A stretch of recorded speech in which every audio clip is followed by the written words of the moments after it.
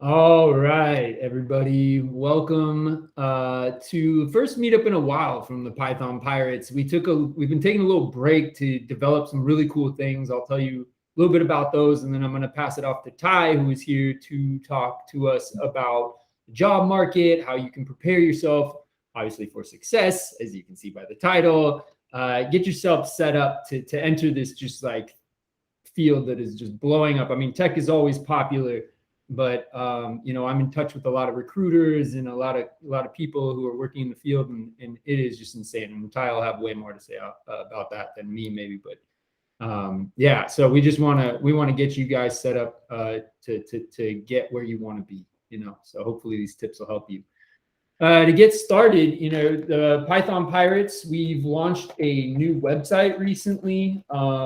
We've been trying to ramp up, I just dropped the URL in the title, just ramp up stuff that we're doing and things that we offer people. It's been a little scattershot over the past few years as we try to figure out what's useful to people, what's not useful to people, and that kind of thing. And so right now, the reason we've taken a break is because we're actually working on a full course that will have a textbook, it will have videos, it will have live sessions, live coding sessions using things like what's the website? I can't remember the website right now, but maybe someone knows what I'm talking about, where you can collaborate live in a coding environment and kind of go back and forth. So we'll do like breakout sessions and different things like that. And this is all related to Python and Python programming. And it will be absolutely free. All the resources will be free. Everything's 100% free. So we're putting that together for you guys. We've been working really, really hard on it, and we're really excited to release that in the coming months. So stay tuned for that. We have also just launched our second iteration of the Portland Python Pirates project, which is a program that we developed to take people, not just teach them programming, right? We expect some programming knowledge going into it, but to actually give people,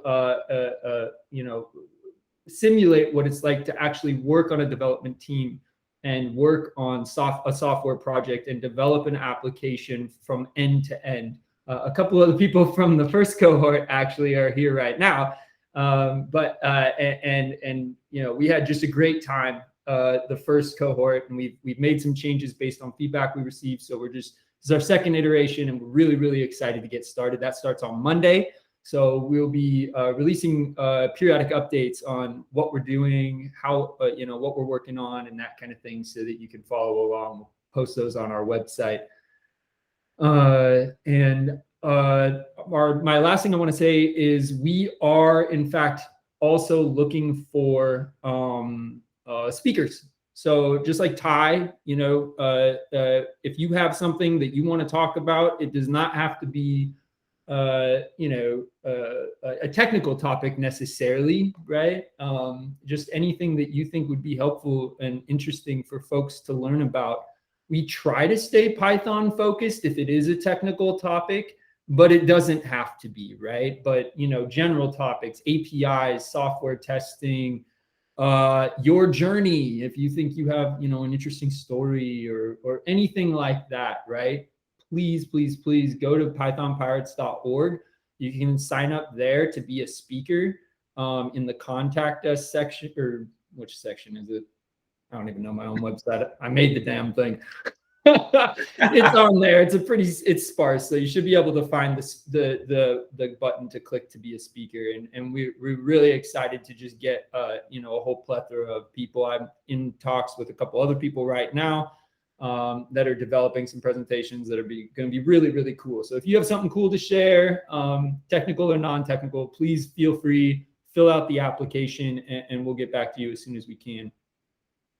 So with that, I'm going to pass it off to Ty. Ty and I have known each other for a couple years now. Very experienced in recruiting, in healthcare and technical fields. So he's going to give you a lot of great information about today's job market. So Ty, I'll pass it off to you.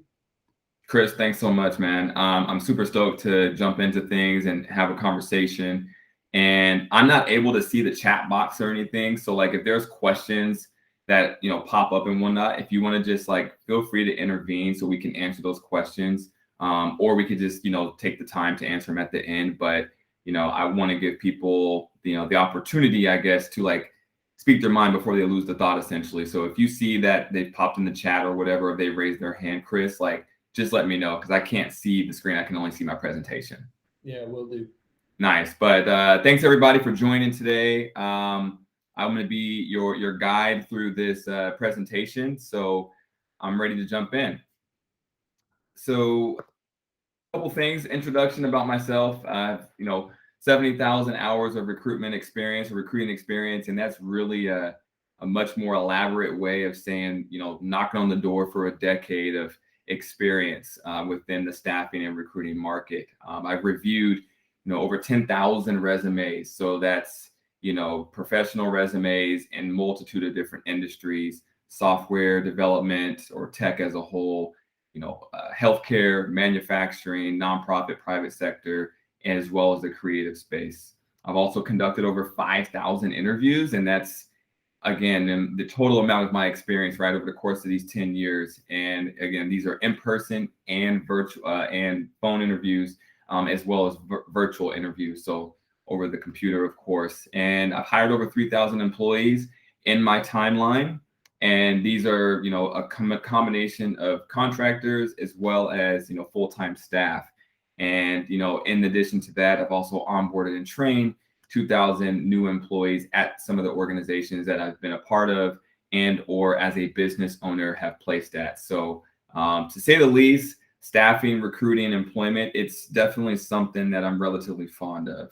And I enjoy it. I really do. My passion is people, and more specifically, putting people in a position to succeed professionally. So, yeah. All right. So what we're going to discuss today is, we're going to look at market trends, things that are relevant to the tech umbrella as a whole. It's going to be, specifically allocated to, the software development or software engineering space, and some things to pay attention to and some facts about your prospective niche. We're going to discuss the importance of LinkedIn and, how to like leverage having a strong LinkedIn presence and profile and the importance and the impact of that. We're going to take a look at some resumes, examples, also discuss best practices and things that you can do or bring to your attention that will help to increase the visibility on your resume.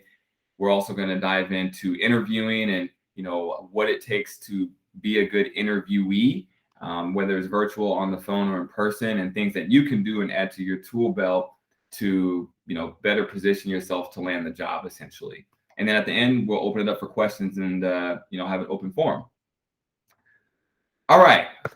So market trends, data scientists, DevOps, machine learning engineers, Java engineers, software engineers, and eventually soon to be blockchain engineers. What do they all have in common? Does anybody know?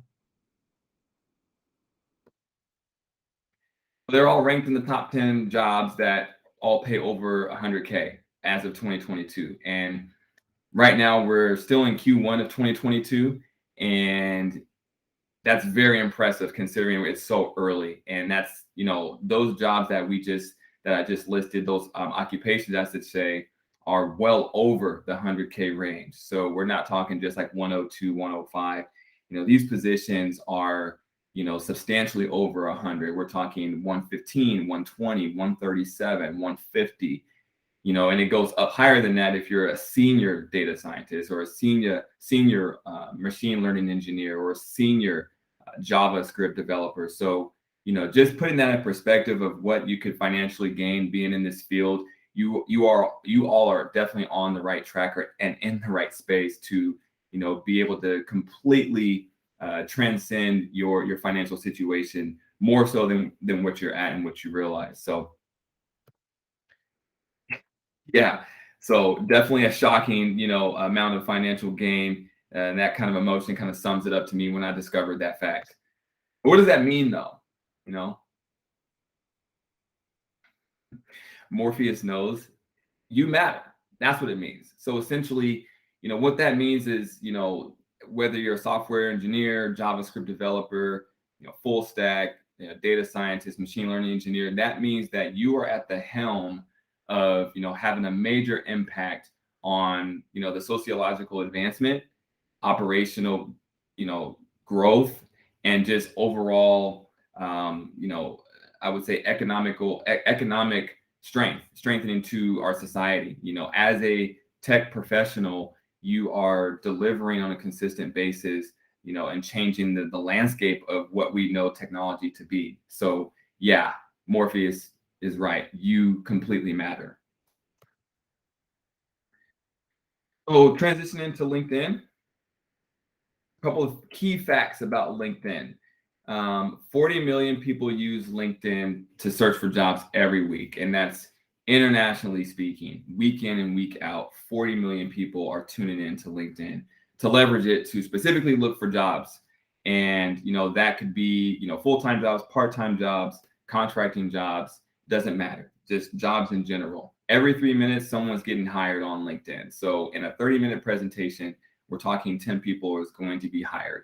And that number, of course, doubles as you put more time into it. So every 3 minutes, someone is getting hired, using LinkedIn. So that's, super powerful, just thinking about, how much employers use it, how much recruiters use it, and, how much, applicants are benefiting from the use of LinkedIn. 87% of recruiters are using LinkedIn.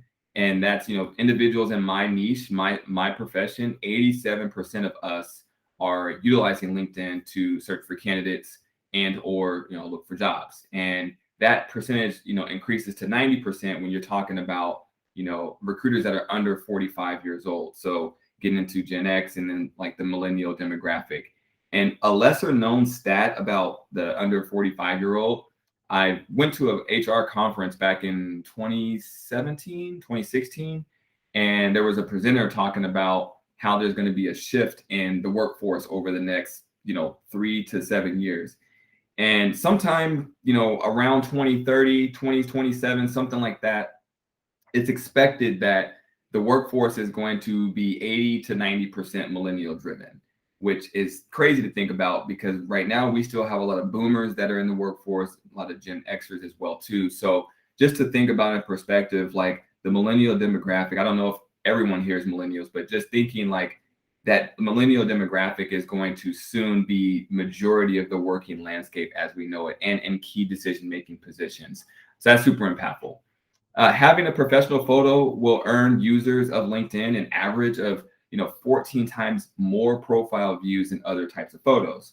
So breaking that down, that essentially means, right, like having a very professional photo, and we'll get through some examples in a second, but a clear photo that's professionally done, being on your LinkedIn profile gets 14 times more views. So you're getting that much more visibility on your profile, which could be a key decision maker, could be someone that wants to invest in your professional development, could be a potential employer, could be another recruiter, could be another individual like yourself that is looking at your profile 14 times more.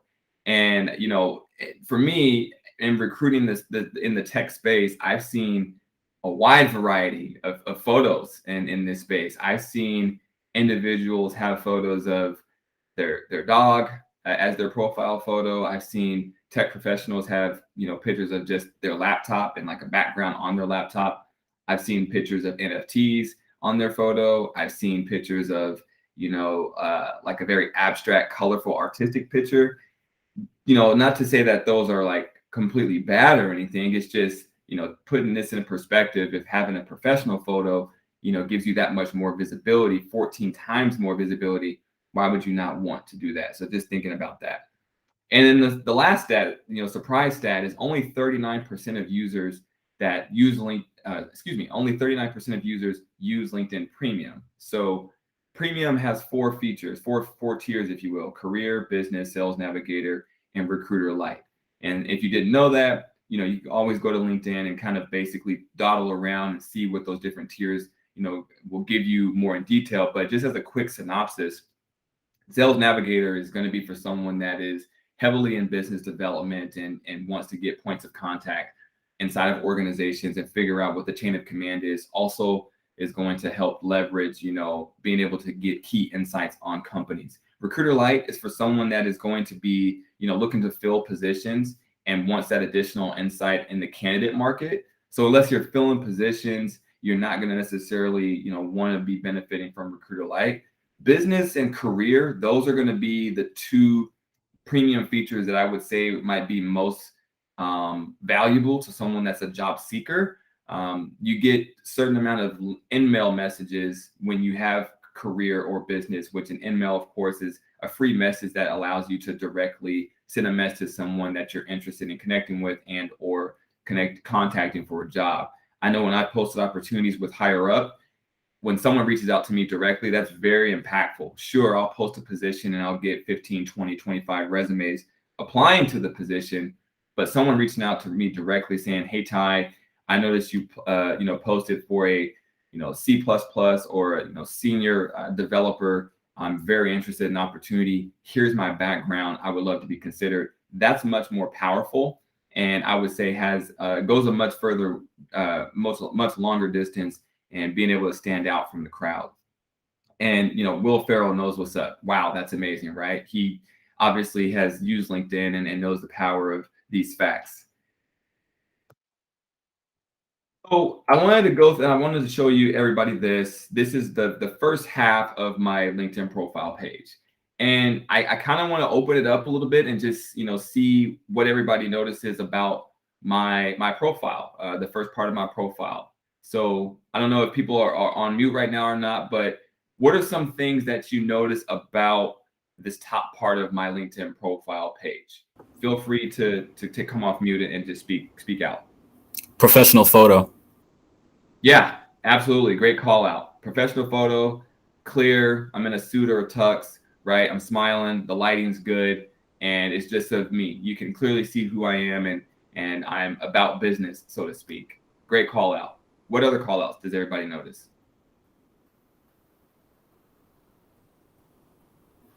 Your header looks great too, for sure. Okay. So are you talking about the chief talent consultant part?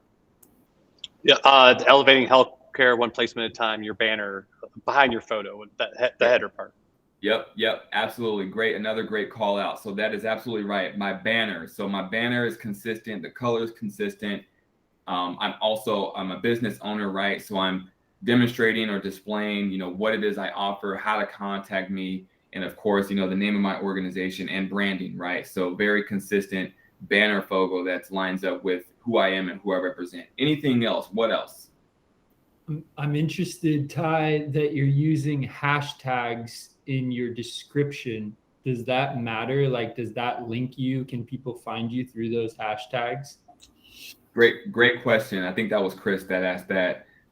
Yes. So those are essentially like your service or like things that you talk about, your specialties, your expertise. So we could dive in. I could probably spend an hour easily on talking about LinkedIn, but there's a feature on your profile that says activate creator mode. And when you activate creator mode, you will have the ability to utilize these hashtags. And basically these are trending hashtags that are correlated or related to your niche or your profession or what you do. So when you hashtag recruiting, hashtag resume review, staffing services, right? Interview preparation and physician recruitment. These are things and hashtags that are affiliated with things that I am able to talk to you about and provide service on. Anything else about the top part of my LinkedIn? And remember, this is just the first top part of my LinkedIn profile page. All right, so we'll move on. So couple of key things. So one does not simply update their profile, the LinkedIn profile, and not have more profile views, right? So that's kind of the idea. Updating your profile, keeping it refreshed, keeping it, very clear and professional does, again, net those profile views. So we already touched on, clear and professional photo. We already touched on the banner, the headline. Someone called out the headline. I'm going to go back. So my headline here, Chief Talent Consultant, Healthcare Tech Recruiter, 2,000 plus physician network, resume and LinkedIn profile reviews for all industries. Book your discovery call now. That's my headline. Now you could put a myriad of things in there. I've seen things as simple as Chief Executive Officer. I've seen software developer. I've seen enthusiastic networker. I've seen international worldly or international professional connector. I've seen Python enthusiast. There's a multitude of different things you can put, but that's your headline. Essentially, think of that as like your slogan, or it could also be a call to action, but essentially a certain, very simple, clean line that, again, correlates to what your goal is or what your niche is, your profession is, as an individual, is where that headline is. And that's the headline section right here. Specialties or current occupation and company. So as you can see on the right side over here, higher up healthcare staffing, that's my occupation. That would be your most recent position that you currently hold. And then, of course, education goes right under it. These are always optional. I think it's good to have them on there just to stay relevant, and so people know, like, what you're recently or currently doing, and then also where you went to school at. Move forward. And then specialties, expertise, Chris called that out. Those are the hashtags. Education, we just called out. Contact info. So a lot of times the contact info doesn't get properly used. If you were to click on contact info, if you don't input information there, it'll just be your customized LinkedIn URL. So LinkedIn.com / mine's is, Ty Rogers 24, make it. So if you don't put additional contact information in your contact section, that's the only thing that's going to be there. If you were to click on mine, I believe my website's there and my professional email is there, as well as my LinkedIn URL. So having a different way for someone to contact you is beneficial, whether that's a link to your portfolio, your website, perhaps you have, GitHub or something along those lines that you want people to, reach out to you on, or Slack, anything like that. That's helpful. Relevant skills. So the bottom 4, relevant skills, certifications, affiliations, or volunteer and recommendations. I'll briefly touch on those. Relevant skills would be skills, again, that are within your niche. So if I'm a coder or a designer, or a programmer, right, I would want to have the different languages, C++, Agile, Node, back end, front end, full stack. These would be skills that are correlated with my profession. So you would want to make sure that there's a section on your profile where you can go through and select the skills that you want visible, so then people can endorse you for those skills. If you have those skills and you possess them as a professional, then people are more likely to endorse you for those skills, which means you do possess those skills. Certifications, these is very straightforward. If you were to go to my LinkedIn profile, you'll see that I'm certified in a couple of LinkedIn accredited courses. I know, Chris, you have a couple of very specific certifications. I believe you have like a Google Cloud certification or something like that. So just having your certifications visible on there is a different element of, professional development and education that you have. So you can opt to have certifications visible on your LinkedIn profile as well, which, again, boost and bolster your, profile visibility and accomplishment. And then affiliations, volunteer, very straightforward. I have Big Brother, Big Sister on mine, Hands On Portland on mine, I have Portland Street Alliance on mine, and I'll also be adding 350 PDX to mine. So these are all groups, affiliations, or volunteer organizations that I partner with, or that I myself volunteer for. And then recommendations. So this one is probably, it was very popular for like a good 5 to 10 year stretch, and you don't see a lot of it happening these days, or at least I don't. Recommendations is powerful.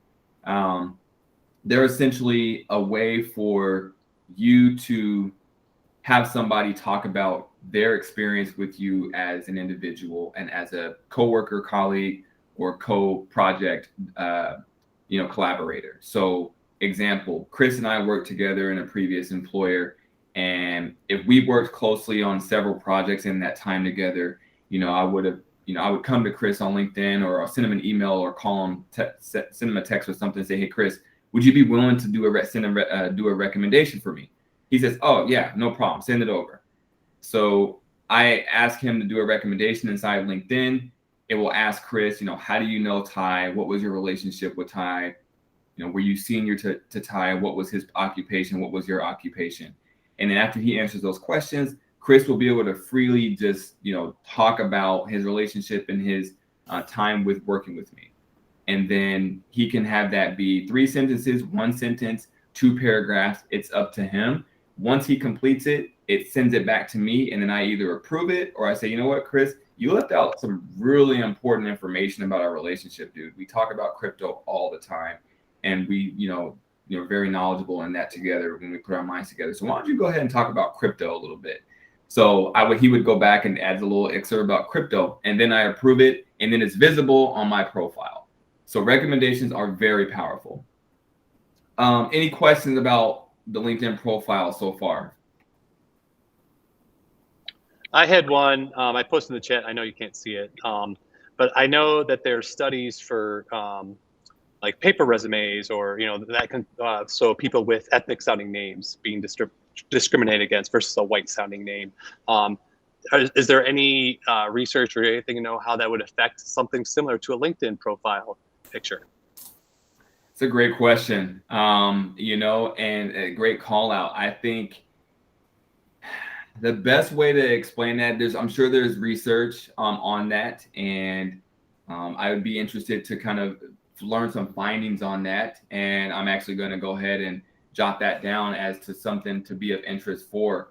The best way I can answer that, though, is, if you have a photo of yourself, or if your name is relatively unique, like my real name is Latire. I go by Ty. I just always went by Ty. But if your name or your profile photo you feel like is unique in that regard, from an ethnic or cultural standpoint, and individuals are not giving you the light of day, or not giving you the opportunity, or maybe you're not getting quite the advancement or views that you thought, well, I think what comes to mind is those individuals or those organizations are not the people or the companies that you should be aligning yourself with anywho.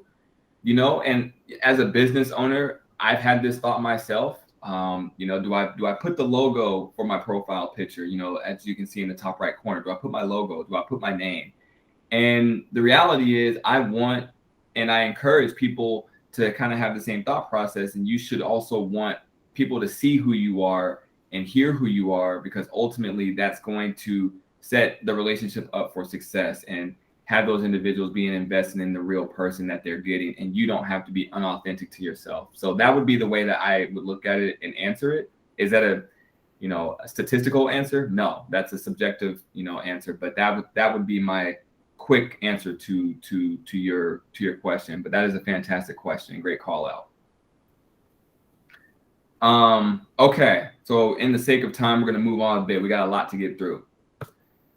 All right, so now that you've uploaded your resume, please input your entire work history. Obviously, the ape is not happy about manually inputting his work history word by word. There are some organizations that still have that manual process where they don't just, have a feature or a software that extrapolates your resume data and automatically input it to you. And that is frustrating, but that's also kind of just comes with, applying for jobs sometimes. So sometimes you just got to bear it. He's not happy, though. He is not happy. All right, resume. All right, really quick. Good resume, bad resume. I would say not great. Not great. Not great's correct. So a couple things with this individual resume. Can't tell if he's a graphic designer or if he's a sales associate. He wants to be a graphic designer, but he's just not kind of missing the mark. But also, if you look at his work experience under Walmart sales associate, 2015 to present, there's no month behind 2015, right? Also, we don't really know what present is. We can assume it's 2022, sure. But look at the first bullet point. Help like 50 customers per day by answering questions and helping them find products. Help like? So right off the bat, just a lot of red flags with this resume. Okay, we could go on and on about why, but those are some things that jump out. Could also say his email, thehamman@hotmail.com. Not the most professional email. Emails are extremely important to have a professional email for when applying to jobs. So just keep that in mind as the candidate or job seeker experience, but definitely not the strongest resume. Good resume, bad resume. So overall, it looks pretty good.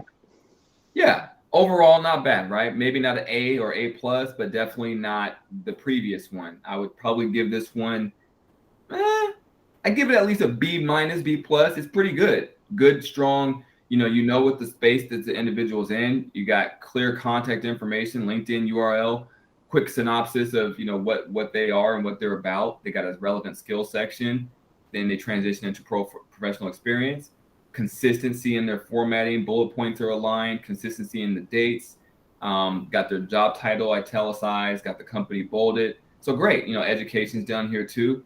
Pretty strong resume. I would not move on to the next resume, based off just seeing this format. I would keep reading the resume as opposed to the previous one. A couple things to consider. Formatting for your resume. As we just saw, formatting is very good on this one. It's structurally sound, it's consistent, it flows well, and again, the bullet points aligned, the font is consistent, the alignment, everything is strong in that regard. So the formatting is very important to make sure that what you're considering on your resume. Font style and font size is also important. There's a lot of research that talks about what are some of the best fonts to do. Obviously, everybody knows that you should, well, maybe not everybody knows, but you should always want to not use wingdings and like the comic one that very like strong, bolded, and italicized. So there are some very streamlined font styles that you can use and making sure that it's the appropriate size. Professional experience. How many bullet points should you have? How far should you go back? So I would say this is another subjective answer, but you have to take into consideration how long you've been at the job, what's your, how long have you been at the company, and maybe your job title, and just again, like considering those factors with how many bullet points. But I would say if you've been there at least a year and a half, having at least 3 bullet points at a minimum would be sufficient. Obviously, the more time you spend in the job, hopefully the more duties that you get and the more bullets that you can have. So at a minimum 3, at a maximum 5 to 6. And then how far do you go back?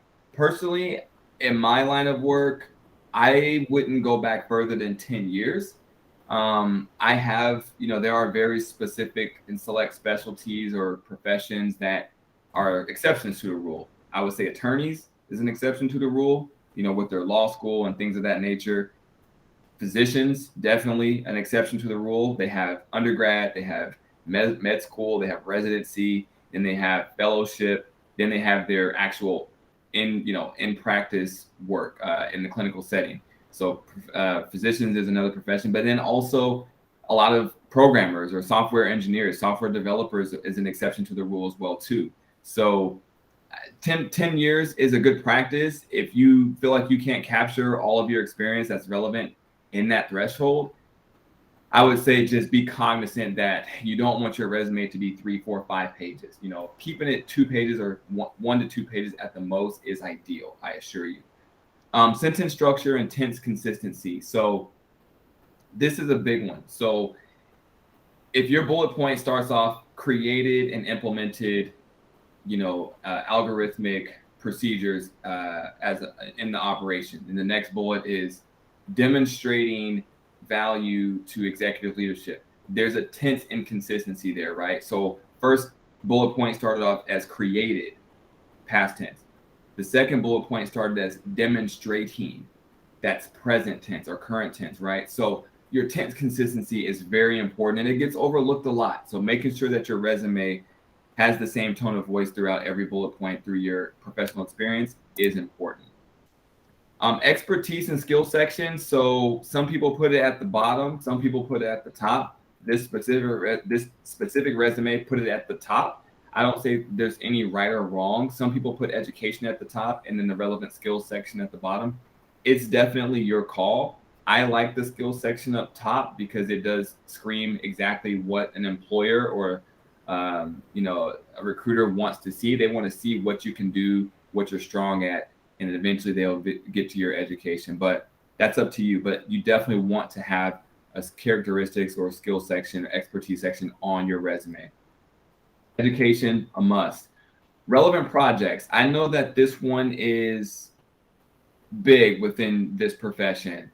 Some software developers or software engineers, tech professionals can have resumes that are, specifically just only projects. So, making sure that if you have only projects and no relevant like W-2 experience, making sure that your projects still follow a good order, good chronological organization on your resume is important. So you don't want, project one that was in 2012 to be second, and then, project number two was 2017, and it's 2021, and then that one's kind of out of order. So making sure that your projects, even if it's all projects, stay in a chronological following sequence is important.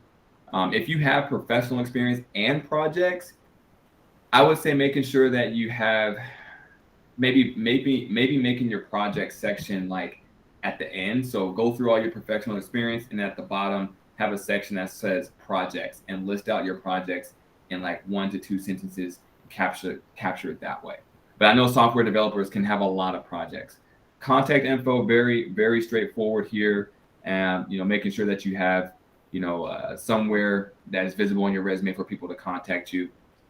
A major accomplishment, that's optional. On my resume personally, I have 3 major accomplishments. One of them is I became the #1 recruiter in the state of Oregon at a very prominent staffing agency back in 2015. So I'm proud of that accomplishment, and it correlates to my profession.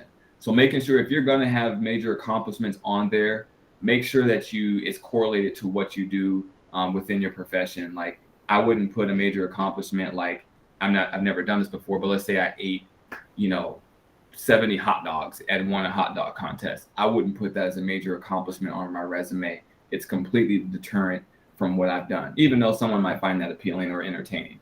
The last one is relevant keywords. So 2 things on this one. I'm gonna try to get through it quick because it's kind of a lot. But Boolean searches, or search strings, is a recruiter's best friend. That's what we use. That's what I use to find a specific profession and a professional in a specific area. So if I need to find a software developer in LA that has big tech experience and they have a certain coding language, I might do something like Python and Microsoft near LA and engineer and coder or something like that. So that would be an example of a Boolean search or a search string, right?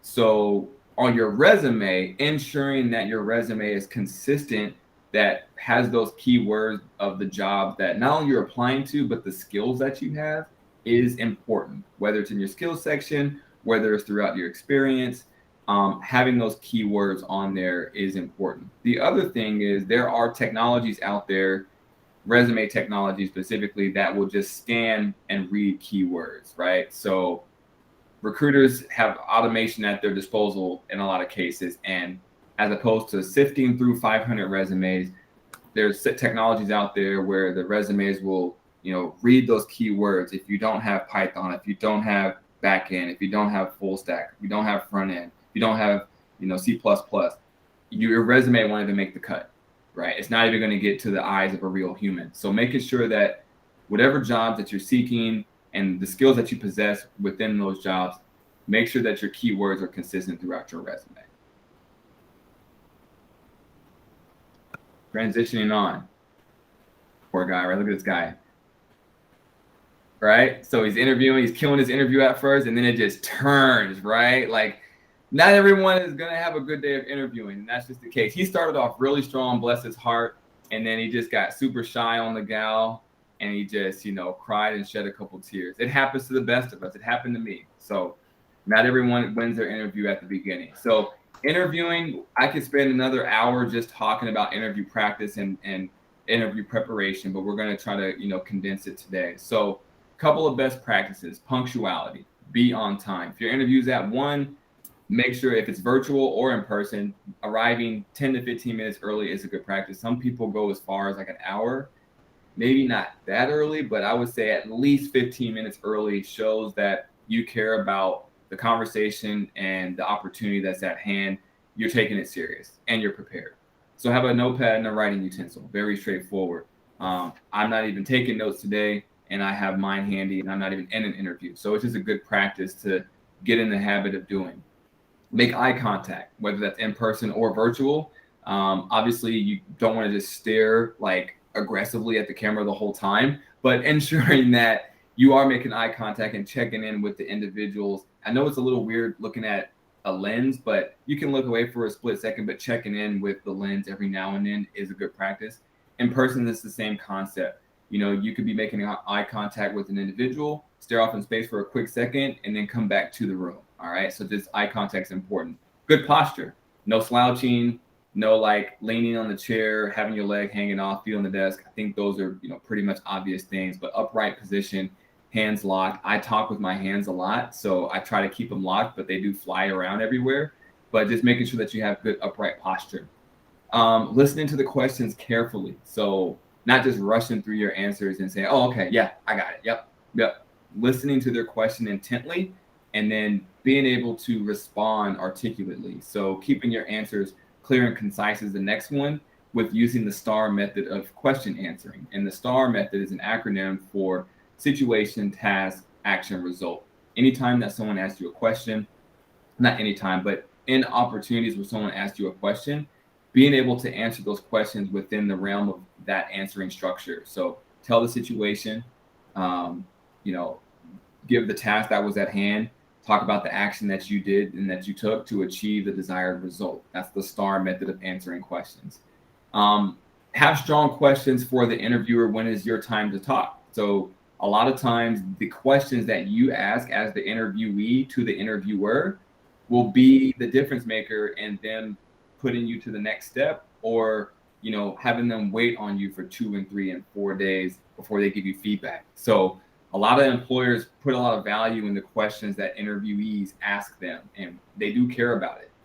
And you should care about it too, because you want to get as much information as you can out of the potential employer or the potential recruiter that you're going to be working with, right? Leave on a high note. So, you know, have some enthusiasm, have some excitement, you know, maybe crack a joke if it's appropriate. Leave on a smiling note so everyone feels good about, you know, the course of direction when they get off the phone, because we're automatically going to be into our heads once we leave the virtual setting. Thank all the parties for their time, whether that's, again, virtual or in person or over the phone. A good practice to kind of put into action is having a thank you email. Yes, those are still a good practice and they do still exist. Your thank you email can just be super simple. Thank you for your time. I greatly appreciated the opportunity and learn about XYZ company. Hopefully I hear back, and yeah, you know, super straightforward for your thank you follow-up email. So those are a couple of best practices. Questions about any of those? All right. Am I ready for this interview? False. The question is the interview ready for me? Gosh, he's awkward. So interview facts. So about 33% of interviewers decide whether or not they want to hire a candidate in the first 90 seconds of an interview. So the first minute and a half is the most crucial. So that's like the immediate, like, attention grabbing point, right? So how you start off your presentation, how you start off your interview sets the tone for the rest of that interview. 33%. That's not a small percentage. That's, you know, 1 out of 3 interviewers. That's, if you take myself and 2 other recruiters, one of us are going to be, you know, deciding on how we hire a candidate in the first 90 seconds. So take that into consideration and starting off strong in your presentation. The average interview is 40 minutes in length, but interviews can typically run from 30 to 90 minutes. Obviously, you know, you want to be in the room the whole time. 40 minutes sounds like a lot, but it's not. It goes by fast. So be in the room and attentive for the duration of that interview is important. So make sure you've had a good breakfast, you've hydrated, you went to the restroom, distractions are out of your room, and that you can devote the utmost respect and attention to the person that you're talking to. And, you know, within your space specifically, I've talked with individuals where they said they've went on 3 and 4 interviews, and then they have a roundtable discussion with, you know, directors of engineering and, you know, chief information officers of that nature, you know, inside large and small, you know, software development companies. And these interviews can be long, and I know they're cumbersome, but you definitely want to prepare yourself for them, because especially as a 90-minute interview, you know, you're going to get tired. So making sure that you're prepared and fully rested for those will be optimal for your success throughout the duration of the interview. So here's a couple of really cool stats. So applying to 1 to 10 jobs nets a max of 2 interviews. So by applying between 1 and 10 positions, you as a candidate or as a job seeker, you would be able to have a max, or the average is a max of 2 interviews that are going to come out of that. That's not a good ratio. Applying to 21 to 80 jobs gets you a net max of 7 interviews. So the higher the number of applications you put in, right? Of course, the higher that you're going to net in the interview on the outcome. So it's definitely a numbers game. My brother told me a long time ago that looking for a job is like having a full-time job. And there is a lot of truth in that. So just keeping that in your mind as you apply for positions. LinkedIn has a nice feature of one-click apply.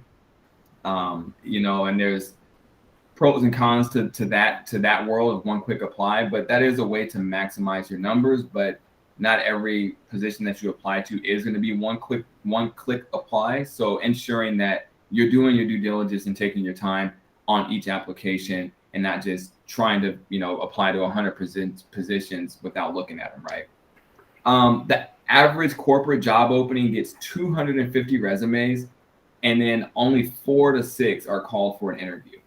So when talking about things that you can do to stand out as a candidate, as a job seeker in this uber competitive world of software engineering or software development, or just tech, you definitely want to do things to position yourself to separate yourself from the rest of the crowd. 4 to 6 out of 250, that's nothing. That's such a small percentage. And so, and to think that number is even smaller of those individuals that are getting selected for an interview that are getting moved on to an offer, probably half. So of those 4 to 6, maybe 2 to 3 are getting offers, right? So put a lot of emphasis in like what you're doing to separate yourself.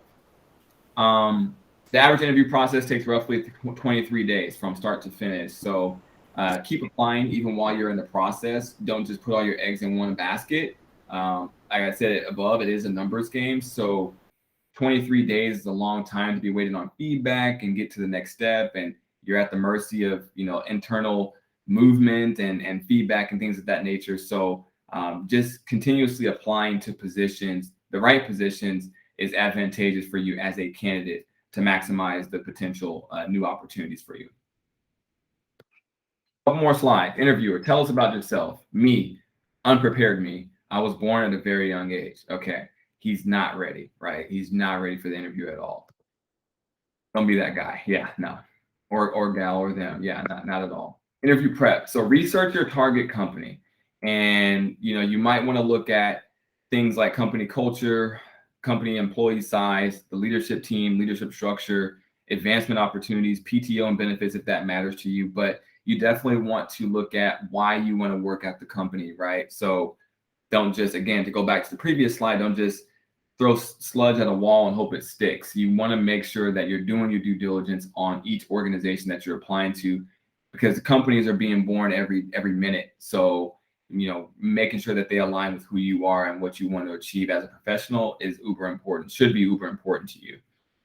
Look at, to see like what they're about or their mission is and their values are. And again, ensure that they meet or exceed your expectations as an individual. If they don't, maybe you don't apply to them, and if it's a matter of like, you got to find a job like tomorrow and you don't care about that, I would say be patient, because the right opportunity will find you if you're patient enough. And so just being persistent and understanding that it's a process, it's a jog, not a sprint, with finding the right career for you.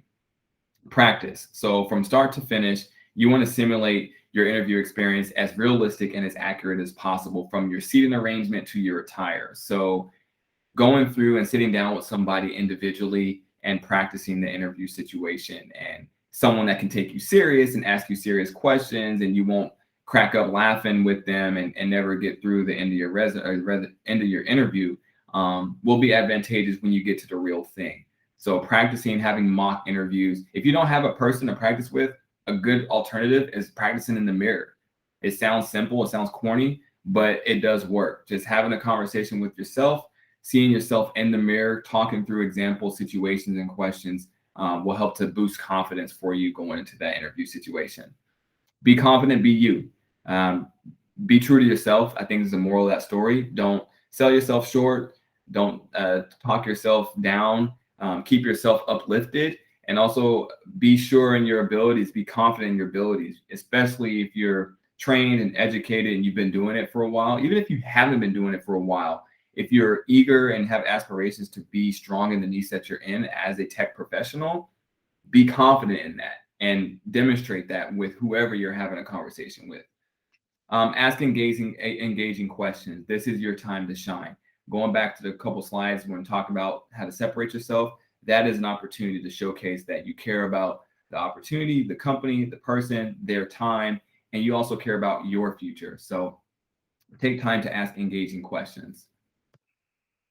After you've had the interview, it's time to sip your tea or coffee or your water or your kombucha, because you nailed it, right? Kermit the Frog knows. So we're going to transition to Q&A. I would love to open it up. We got probably like 5 to 10 minutes or so, I think, Chris. So you want to take this time to open it up for Q&A? Great. That was awesome. Thanks, Ty. I think that one thing I did want to add, and people obviously feel free to jump in here, drop your questions in chat if you don't want to jump on the mic. That's totally fine too. One thing I wanted to mention, just 2 things actually. My experience in tech interviews, right? And I'm sure anybody else who's interviewed is, in any technical field, you can't fake it, right? Your interviewer knows their shit. If you try to fake it, they will call you out. I have been in that situation. It is very awkward. So if you don't know the answer to a question that they're asking you, you can either tell them something you do know, although they can get frustrated because you're basically playing politician and sidestepping that question, or just say, I don't know. More often than not, probably the correct answer is, I don't know. Because what it is they're looking for a certain skill set. And if you don't have it, well, you're not a good match. No matter how badly you may want to work at company X, right? Be sure that's going down. Another thing I wanted to say, I was working with a lady last year, and she, it took her, I think from the beginning when she reached out to me to the end, it took her probably a year and some change to find a developer job. And she was applying every single day, week in and week out, for jobs. And she finally landed a job fairly recently, about 6 months ago. So like it can be a really long process, right? And there's some things to do, and taking Ty's tips will help you optimize, but it's hard not to get discouraged. I'm not saying don't get discouraged, but just realize that it will come when it comes. And if you didn't get the job, it's just because it wasn't the right one, right? It's not because you suck. Yeah, absolutely. No, that's a great call out, Chris. It's so true. And I would say that I think everyone knows this, that tech is literally the most competitive profession right now. Like it's surpassed physicians and nurses, and I would say the only thing that's competing with it now is like product marketing managers, stuff like that, copywriter, content creators. But tech, specifically coders and engineers, programmers, is so competitive, and every company needs them. And now it's like it is still a candidate driven market, but as the market gets healthier and organizations start to come into their own and really start to continue, like, slow down their hiring, it is going to get even harder. So that is so true, and staying diligent and staying patient through the process, because you're still a qualified individual and a qualified technical professional. You just have to find that right company, and they have to find you. So it's like, ensuring that you're staying persistent is positively persistent is what I would say. So great call out, Chris. Yeah, it looks like Don has a question. Yeah, I just kind of want to echo what Chris said. If you don't know, say I don't know, because in tech, the skills between specific technologies or specific implementations of a specific technology are very transferable. So saying I don't know, I don't have experience with that, but you quote unquote kill it the rest of the interview, they're not going to care. They're going to teach you. They're going to let you read up on it. You're going to take a few days or a week, whatever, and figure it out, or they'll send you to a training class, whatever. If you're a strong candidate and you're a strong technical person, a minor detail that you don't happen to know one specific thing is not going to be a dig against you. Yeah, that's Awesome. great. Yeah, I had a question actually about LinkedIn. I know we got couple minutes left here. You know, when you're looking for candidates, and Alan, I'll get to your question. Sorry. Okay, I'll ask it really quick. Just what is the impact like on your decision to reach out to a candidate? And like, what do recommendations and endorsements do for you when you're researching candidates? Does that have a large impact, or is that something that's just kind of it's an added bonus, but not necessarily a deal breaker? Yeah, so I would say endorsements are an added bonus. They're not a deal breaker. Recommendations, they help. They don't hurt, but they do help. If you have, well, I should say they can hurt. If you have recommendations on your page that, you know, aren't good, most likely that wouldn't be the case. But if that is the case, you have recommendations on there that you put on there just to have some, and they don't, you know, help elevate your profile, those can go against you. But if I see recommendations on someone's profile, a tech professional's profile, that speak to, boosting up or elevating that profession's job or the work that they did, I like that, because that's a different perspective that's not their own, that I'm saying, okay, you know, this individual has people vouching for him or her, them, and they obviously did great work. So I can consider them strongly. Awesome. Yeah. That's helpful. Thank you. And Alan, looks like Alan has a question. Go ahead, Alan. Yeah, thanks. Sorry, Christopher, I didn't mean to cut you off or anything. No, not at all. Like, we kind of came in at the same time. Cool. Ty, thanks very much. That was really great. I got a lot out of that. My question is about working with recruiters, and I see that you are one, and that's how you operate and how you make your money, and you seem to be really good at it. So I don't want you to take the question the wrong way, but I'm just wondering, in the larger landscape, what are the benefits to working with a recruiter in a job search? And I mean, are there any limitations or downsides to people seeking employment to working with a recruiter? Yeah, it's a fantastic question. And no, I don't take it any type of way at all.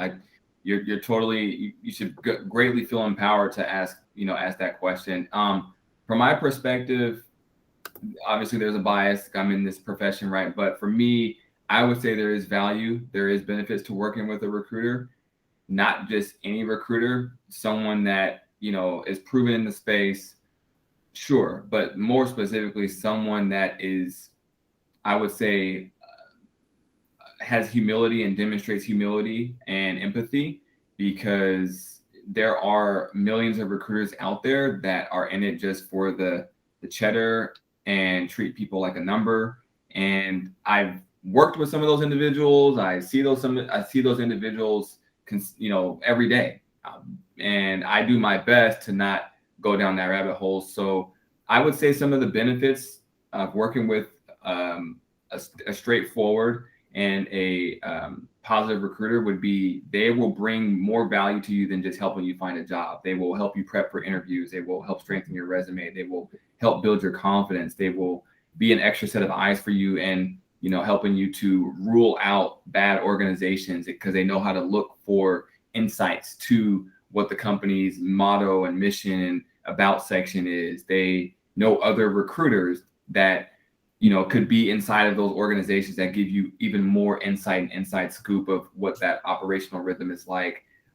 They also can go to bat for you for things like salary negotiation and getting your benefits started earlier than you initially expected. So there's a lot of things that they bring to the table that can be both on the hard, X's and O's standpoint, but also on a soft skill standpoint, if they are credible, right? And if they are someone that is a good person at the core, a good recruiter at the core, but they're a good person at the core, there is benefits to working with those types of individuals. But you do have to be wary, though. You do have to be wary, because as with anything, there's good individuals in certain professions and there's bad individuals in certain professions. So hopefully that answers your question a little bit, Alan. No, that's great. Thank you. Yeah. Great question. Could I ask another one if no one has another question? Floor is Um, yours. I'm wondering if we should be leery about listing qualifications that we're not particularly strong in. If we're inviting ourselves to disastrous consequences by sort of implying that we have a certain mastery of something, Yeah. if that's not made explicit, how careful should we be about that? Yeah, that's a great question. So just to make sure I understand it correctly, are you asking, like, let's say you're strong in, Node, Python, and Java, and you've touched on like, C++ and Objective-C, but you don't have a lot of it? What do should you put that on your resume? Is that your question, kind of? Yeah. Do you qualify it in some fashion? You can talk about it in an interview and explain Mhm. why it's on your resume and Right. where it is and all of Right. that. Right. But, I think you want to be clear enough at the outset where you're coming from and Right. what your history is and having cited that, what that represents. Yeah. So I'm going to answer that a couple of ways. One, if you're an individual that you've done some projects and those projects consisted of those languages or those programs or softwares that you have a little bit of experience on, but maybe not as much as some of the major ones that you've done, and those projects encompass those skills, you list those projects and you list the languages within those projects. And then to go a step further, what you do in the interview, if you get to that stage or that step, you basically talk through, or you give when given the opportunity, you talk through what you did on those projects and the amount of visibility or proficiency or uses that you put into use with those languages that you have less experience in. And you basically give the person the blueprint, like, yeah, I do have it on my resume on these projects, but this is the quantity in which the amount that I used them. And they'll be able to gauge for themselves as the interviewer or the recruiter, how proficient you are. But it's always better to give them the information and make sure that they have, all the information from top to bottom, as opposed to filling in the blanks themselves. Or you put it on there, proficient, strong, 5 years experience, C++, when really you have like 8 months. So I would say it's important to list it and then quantify it, like you said, over the phone or in person or virtually. So the reader or the interviewer, I should say, has a full 360-degree view of seeing it on paper, but then hearing you speak to it. Thank you again. Yeah, great question. Yeah, I just want to follow up to that too, if you don't. I've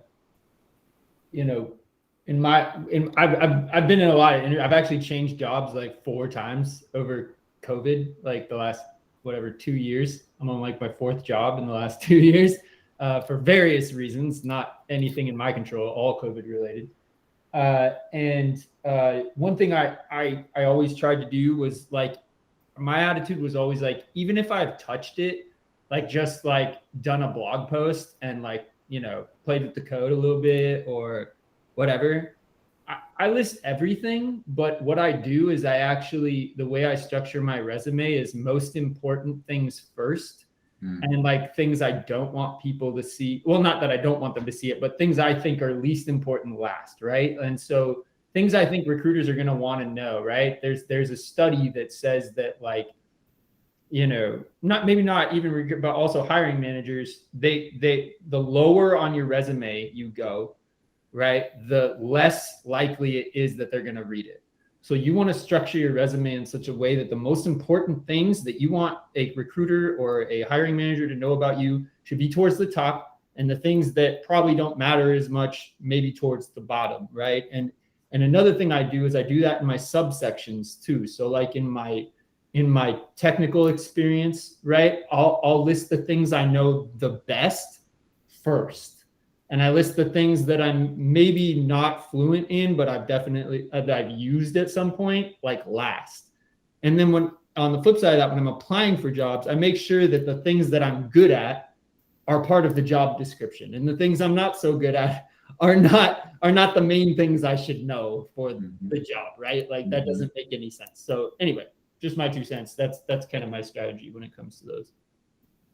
No, that's a fantastic approach, Chris, because especially the latter part that you said about when you're applying for jobs and you're looking at the job description, ensuring that there's an alignment in what the job poster has posted in the JD, meshing with what your strengths are as a tech professional. And if there's an alignment, then you apply. And I think that is, it sounds so simple, but a lot of times that piece of it does get overlooked. But it's interesting that you say like the study, because there's also a study that shows that, you know, individuals will be discouraged from applying for a position when they have less than 70% of the qualifications on their resume. So it's like, if you have, I would say at least half of them, you still can feel encouraged, because, you know, you don't know if you can't, you don't know if you're not going to get the interview. So if you feel like you have at least 50% of the job and maybe the other half are things that you could learn, still apply. Remember, think about that 21 applications to 80 applications nets you 7 interviews. So take that perspective and apply it to those positions that you're not applying to because you feel like you have less than 50%. So, or less than 60%. So just take those 2 things and mesh them together and still, you know, do your due diligence, but apply to those roles, even if you have less of the skill, as long as you feel like you can learn them, right? Don't apply to them if you have no aspirations or eagerness to like learn those languages or those certain softwares. Like if you know you're not going to want to learn C++, don't even waste your time, like, because especially if that's a requirement. So, but yeah, that's a great approach, Chris, for sure. All right. Are there any other questions? We're 10 minutes over, so I just want to wrap up anything else that people want to know. If you want, also reach out to Ty, and well, I can say reach out to me. Ty, are you cool with people reaching out to you on LinkedIn and stuff? Yeah, I was gonna drop my. Cool, good. Yeah, I was gonna drop my, you know, my email and stuff in there so they can have it and whatnot. Great. And where, maybe I'm trying to think of where to put that. Definitely in the Slack channel in this message. Yeah, exactly, right there. Okay, there we go.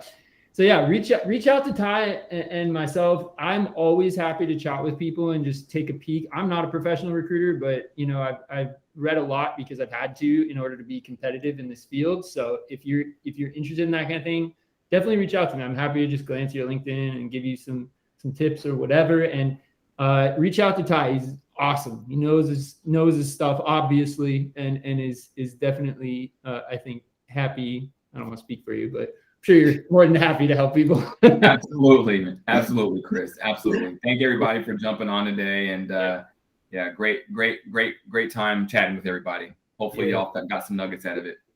And another thing I wanted to mention for the Python Pirates themselves, we have a Slack channel that you can join through our website. And Ty has now joined our Slack channel as well. And we have a careers channel that you'll be added to automatically when you join. And you can pop questions, any questions you have or anything, anytime you want to connect with someone, drop a message in there. And there'll be a few people that would be more than happy to answer your questions, including myself and Ty. So that's a great way to connect with us quickly as well. Nice. Cool. All right. Well, with that, I'm going to end the meeting, and thanks everybody for coming. I hope that was really useful for you. And thanks, Ty. That was awesome, dude. Thank you so much. I really appreciate the time. And everybody have a great rest of your day.